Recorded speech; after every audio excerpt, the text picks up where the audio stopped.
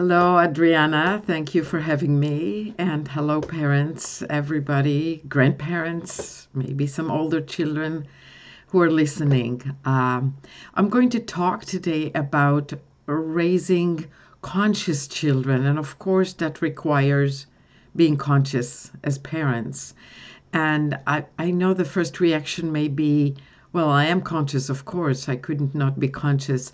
So the first thing I'm going to do is kind of show us all where we are not conscious and why today's children often have the opportunity to become unaware of themselves and others, and therefore have more tantrums, more behavioral issues as a result of not being aware of others, the environment, their own bodies, and as a result, just thinking it's all about just getting what I want, numbing myself with this pleasure seeking, comfort seeking, perfect temperature, perfect toy, perfect flavor in the mouth right now.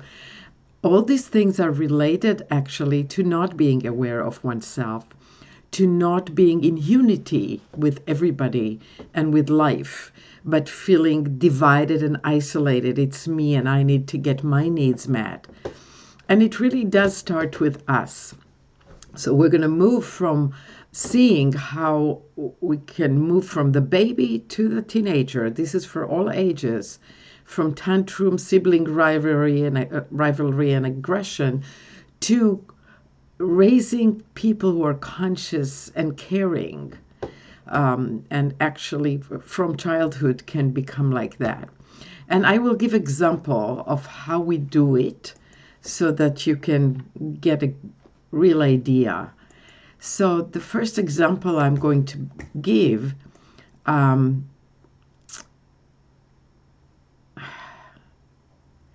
is about a couple that asked me for advice in a session. Okay, and their 4 years old daughter had a new doll, and they went out for dinner together or movie and left the child with a babysitter, two children, but one of them was 4 years old. When they returned, first everything was all right, but pretty soon the 4 years old really was upset when the parents were ready to go to bed and everything, and she cried and said that she doesn't have her new doll because she gave it to the babysitter. The way she gave it to the babysitter, obviously the babysitter was not very aware, is the babysitter, out of wanting to connect with the child and validate her, she said, "Oh, wow, what a beautiful," I'm guessing this, "what a beautiful doll. Yes, you love it, of course, it's so wonderful." So the girl just said, "Oh, you can have it." That's what actually the babysitter told them later. Anyway, the problem is that the mother took the child's reaction, the storm the child was going through, as a reason to fix it, to gloss over, to solve the problem. And she said, "I will go 15 minutes drive, 11 p.m. I would go and drive over to the babysitter and I'll get it for you." What does the child learn when we do that? They get really connected to the part that isn't conscious, to the part that must supply instant gratification for the here and now. And also she learns to be emotionally very weak and very unaware of what it drives her. And weak in terms of the message from mother is, "Oh, you can't handle not having it. There is no way. You must get what you want in the moment." And I'm not talking about not meeting primal needs. I'm not talking about depriving a child of love or food or sleep or conditions that they need. Here is, a lot of what children want, the candy, the toy, the me first, is not primal needs, and we need to distinguish that. And in those situations, our job is to help the child become aware of what's going on for them, so that instead of running away from the storm, they can dance with the rain, they can be with it. So running to the babysitter and getting the doll is like shutting the whole opportunity of becoming conscious, shutting it off. Instead, if she was with the child, saying, "Oh, I see, you gave it to her. Do you want to tell me more about how you gave it to her?" And the child would maybe talk about it. "Well, she looked like she liked it so much, but I didn't mean her to take it away." Um, and then to be with her feelings and to empower her by being a conscious listener, by being the rock, not the one that melts with the child and drowns with the child in this big emotion. "Oh no, my doll is gone." Not the one who does that, but the one who is strong and saying, "I'm here for you. You want to get out of the water? I'm the shore. I'm the rock you can lean on. You're all right to feel what you feel. You have the strength to handle your feelings, the regret that you didn't really want to give it. And talk about this. You gave something you didn't really want to give. You know, what in the communication went wrong." And of course, to talk to the babysitter in private later um, about, what children are needing, but really nothing bad happened. The child learns, when I say you can have it, then the person will really take it. And then I don't have it, at least for the night. So we want to teach children that we're not going to change the weather, that what happens and what other people are is reality. It's the rain. And if there is rain, then we cancel the walk to the beach or we take an umbrella. We value the experience. We don't think we have to change it. Yeah, the child may cry when it's raining and we're going to go out to the playground, but the weather is a great lesson. Nature in general is a great lesson, because you wouldn't, do the equivalent of running to get it from the babysitter. Instead, you would be a lot more conscious yourself of, okay, this is the experience and this is what my child is going through. Now, awareness is very much enhanced through nature, art, music. There's a story of my own children used to go to the beach where there are cliffs, big cliffs, that my oldest son used to climb on. And one day when the three kids with me were on the shoreline and their father, the 3 years old was envying his brothers and he wanted to climb up too. So the middle kid, the 7 years old, the 10 years old was standing in a high spot, the 7 or 6, in the middle, and they decided to guide the 3 years old, whom I started him on the bottom, to go up this 30 feet cliff or whatever it was, which, had a tree in the middle. It's not a straight cliff, of course, but it is a cliff. And it was pretty nerve-wracking for me. And they did it very consciously, very aware of the limitation of the 3 years old and of, as I learned later, of my nervousness about it as well. Anyway, so it took a long time, and then finally the 3 years old was on the top, very, very excited. They all walked down around the mountain. They came over to the beach where I was standing and my husband was standing, and very excited. And I was relieved, very relieved. Okay, we did it and everybody's all right. And then the 3 years old says, "I want to do it again." And here is another awareness my 10 years old son had, which I didn't think he would have. But as a result of years of raising them with conscious awareness, with listening and talking about these things and allowing things to go wrong, he looked at me and he said, "Mom, can you handle another one?" How did he know what I was feeling? Well, because we did all kind of awareness exercises, you may say, like, and I teach parents to do that. So I can teach you, like, Go to a playground, and let's say you see a toddler is crying, and you can say to your child, let's guess what's going on for him. Or daddy is coming home. Let's guess when he comes in, what's his mood today? What do you think he's needing right now? Why do you think this child is crying? Why do you think this child is happy? Or we see a group of children who are having some kind of a situation or a quarrel. What do you think is happening for them? Could we help them in some way? So doing those kind of things through the process of life itself. It could be grandma coming for a visit, and she comes in and it looks like maybe the drive was upsetting her or something. She's like, it looks like grandma needs a little rest and maybe something yummy to eat and relax herself. What do you think is going on for her? Would you like to ask her? Teaching to focus some awareness on the other, as well as on oneself. In the case of the doll story, like, how are you feeling? Also being aware of nature.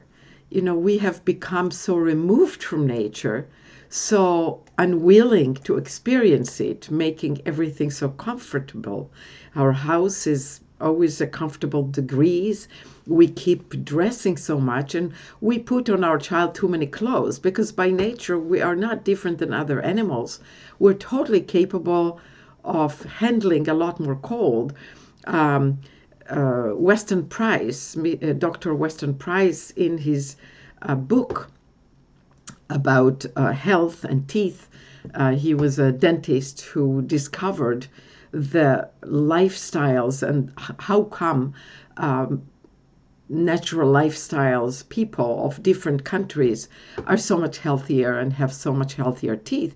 And one of his discoveries, side effect, nothing related to the teeth, is he noticed, like in Switzerland, he has a picture of these kids barefoot on snow with short sleeves dresses, girls. So what happened to us? Why can't we handle cold temperature or a hot temperature and have to be comfortable all the time at a very, very limited temperature? And that happens emotionally. So when we constantly give the child whatever they want, rather than be with their feelings when it's a non-primal, not a real need, and it's not available. If it's available, great, be kind. When we let them be with the emotion, they become aware of themselves. They become in control of themselves. They're learning, oh, I can recover from this tantrum. I'm fine. I can have my own feelings. But the same with the physical, the hot, the cold, the windy, the wet. Even, there is a story in the book Magical Child about this 2-year-old who's cut his wrist by accident, and it was bleeding, and they were out in nature. There was nothing on the spot, and the father was trying to stop the bleeding, and he was saying, we need to stop the bleeding. And the bleeding stopped because the 2-year-old didn't know he couldn't stop it. We have a lot more awareness, possibility, and control over our body. A 2-year-old who didn't know he's not supposed to know how to stop his own bleeding just stopped it. So how come we can't? We're not aware. We're not aware of our heart beating. Most of the time, we're not even aware of breathing. That's why breathing exercises are so useful. It's like start being aware of something. Your body digests food, you're not aware of it. Your body cold, hot, you're not aware of it. You don't know how to activate your immune system. You don't know how to activate your body to create heat when you're out in the cold. So I always tell parents, if your child doesn't want a coat, wonderful. Don't even suggest it. Let them develop and stay connected with their ability to create heat because they're born with it. And build a connection about what is occurring when what is occurring isn't working or isn't what you want or what they want. Model flow with reality, not against reality. No struggle against what is happening. So giving what they want, I think the mistake is we think it's loving. But giving everything the child wants is not loving. And this is true in all ages. It could start with the infant. the baby. Yeah, he wants to sleep with you. That's a primal need. But he wants to have this and to touch that and to do this. If you can, you can. If you can't, then it's fine to cry. It's not a problem. So when they don't get what they want, they need to learn how life is still worth living. So love is being on the shoreline when they're drowning, not drowning with them.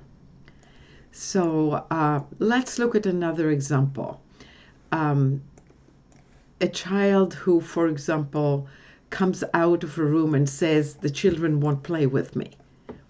Okay, so the usual response that tells a child, go unconscious, never mind, we're just going to fix it. You can't handle the emotion. It's too strong. You feel rejected.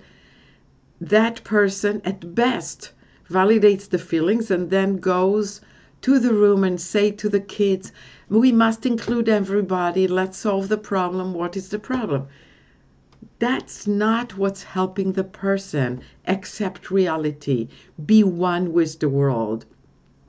See that other people are like the rain. They do what they do. You don't have to fight to change them. You don't have to become a machine of being triggered by everything. Did they do what I wanted? Did I get what I wanted?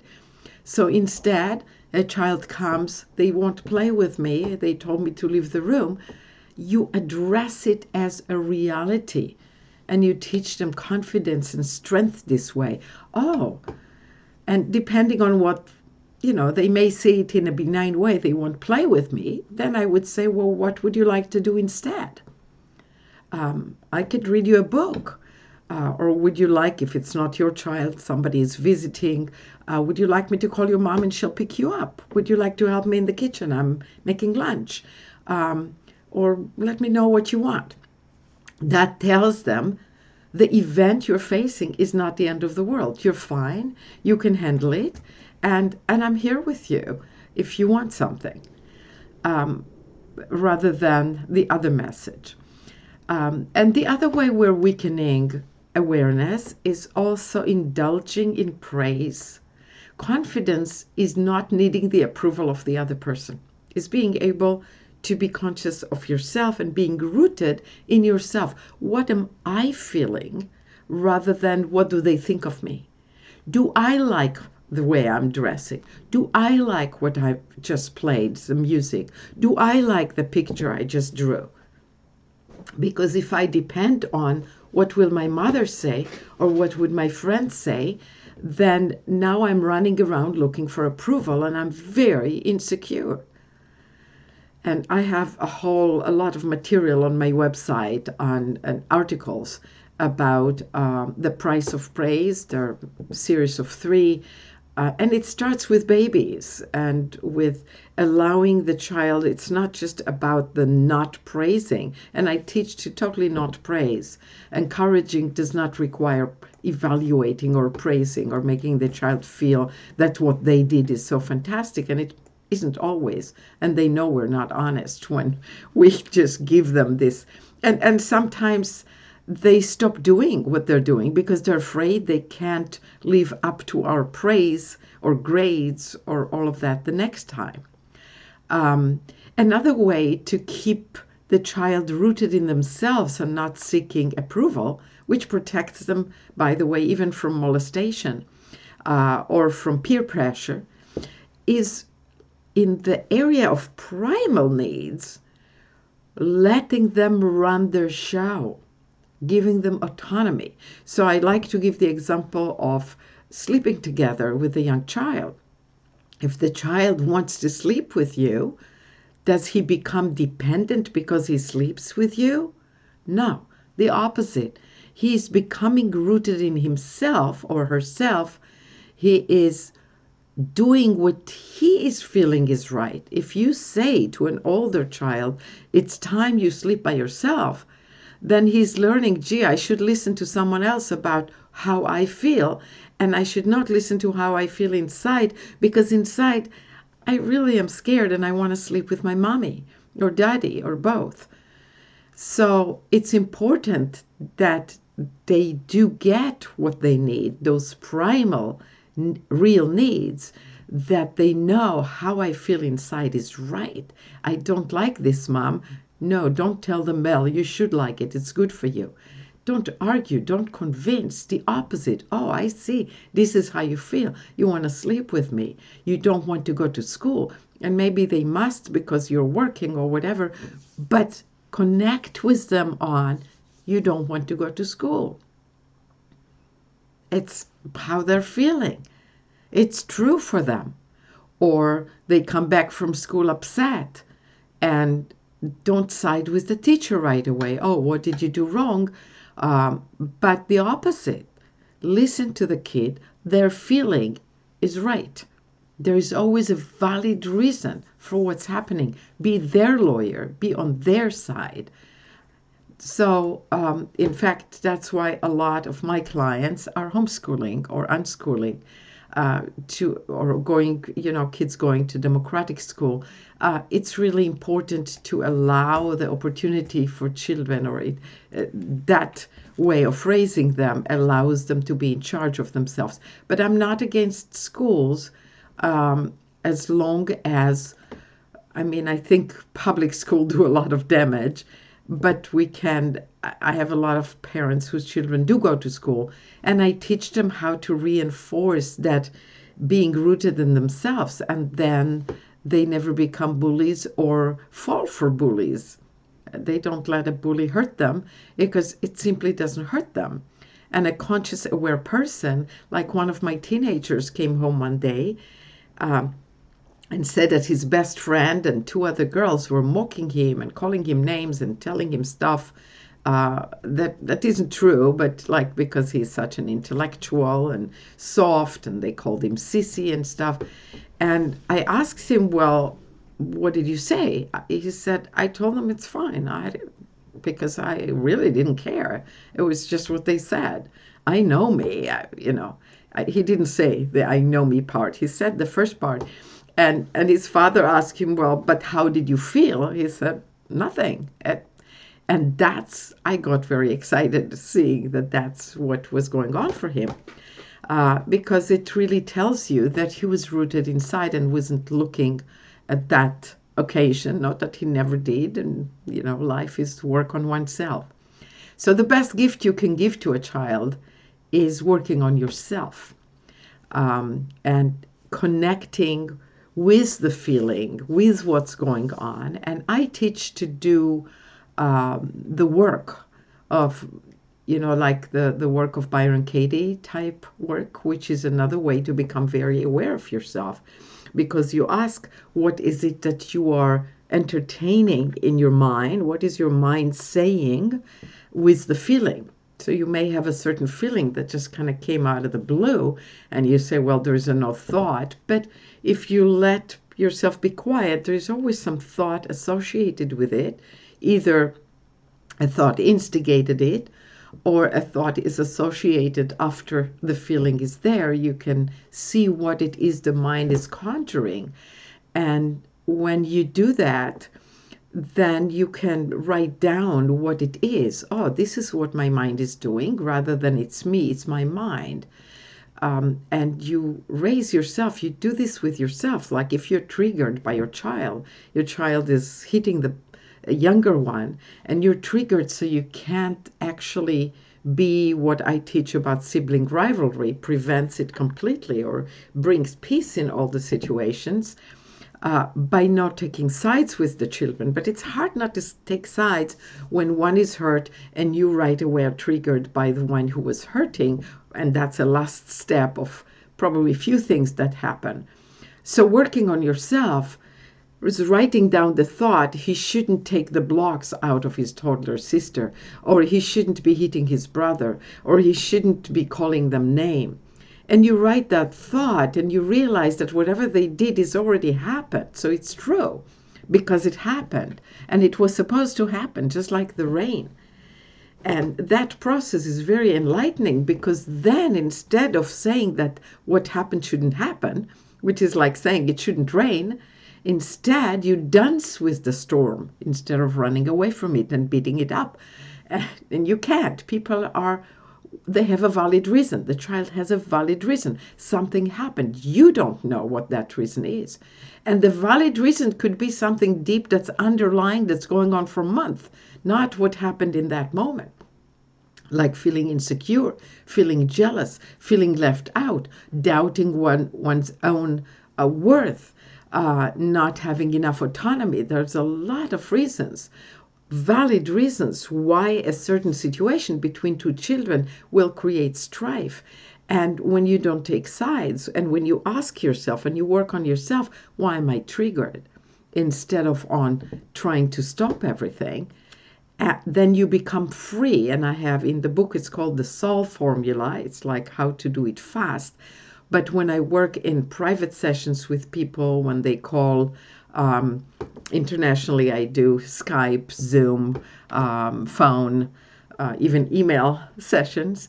And we work on what is going on inside.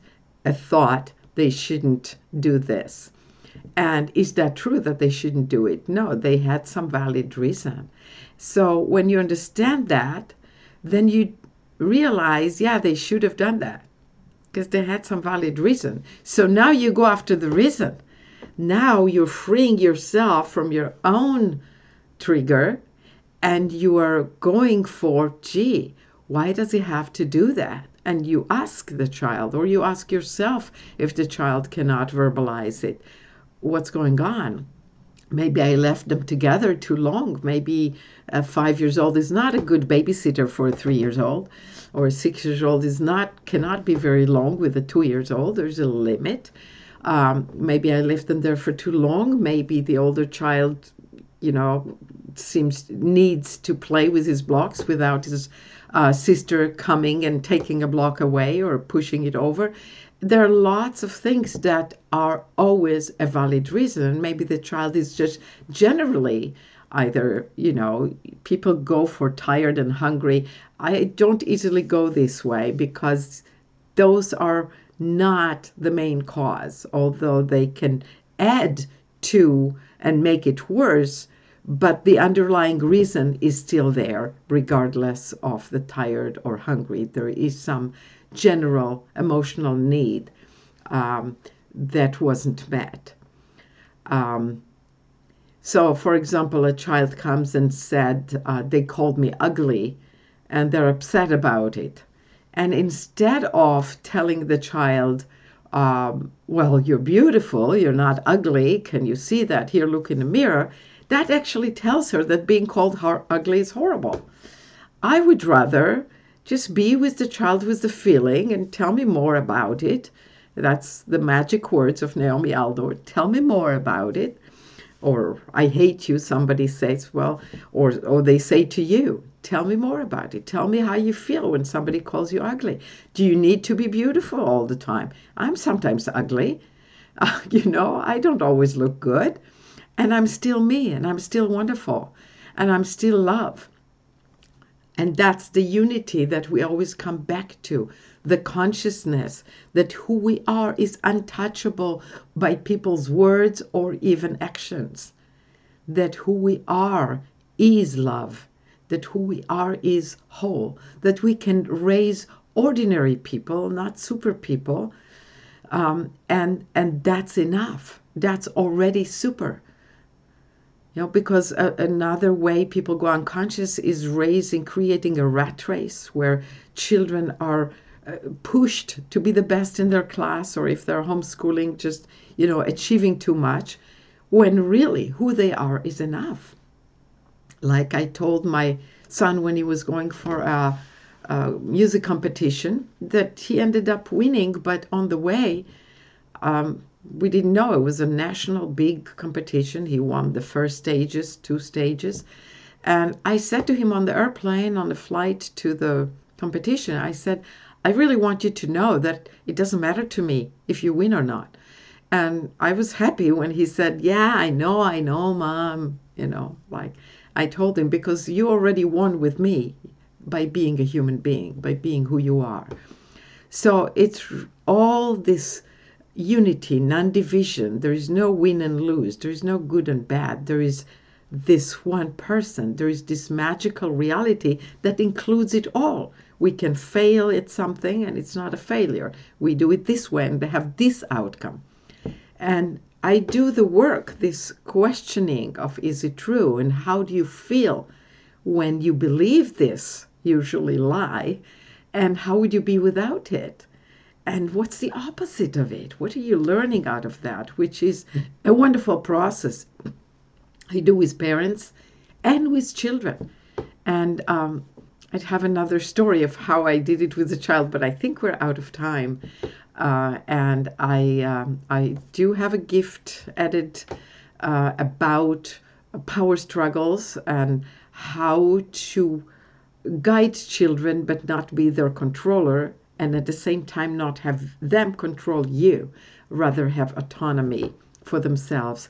And the other thing to know about me, I can teach you a lot more in private sessions, which I do on Skype, on phone, on Zoom, even by email.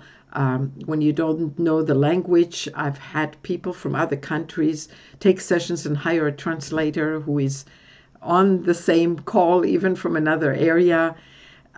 So there are lots of ways. I have lots of articles for free, lots of videos for free on the website, and a blog with all kinds of ideas. So use the resources I have to offer and other people have to offer, and work on yourself. That's the best gift you can give your children. Thank you.